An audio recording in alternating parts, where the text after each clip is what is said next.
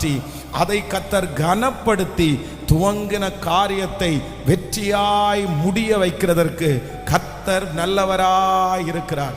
நான் நம்புகிறேன் இந்த மாதம் நமக்கு முன்பாக கடந்து போகிற ஆண்டவர் யார் அப்படின்னு சொன்னா, நாம் துவங்கின காரியத்திலே எந்த தடை இருக்குமானாலும் அந்த தடையை கர்த்தர் உடைத்து எறிந்து துவங்கின காரியத்தை முடிப்பதற்கு இந்த மாதம் உதவி செய்ய போகிறார். நீங்கள் துவங்கின அந்த காரியம் இந்த மாதம் முடிவிற்கு வரும்.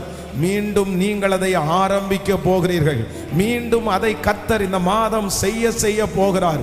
அதற்கு விரோதமாய் இருக்கிற பொறாமையின் கண்கள், எரிச்சலின் கண்களை கர்த்தர் அந்த தடைகளை எடுத்து போட்டு, அந்த மனிதனுடைய தடையை எடுத்து போட்டு அதை பிரதிஷ்டை செய்கிற வரைக்கும், அதை முடிக்கிற வரைக்கும் இனி தடையில்லாமல் அதை நடத்துவேன் என்று கர்த்தர்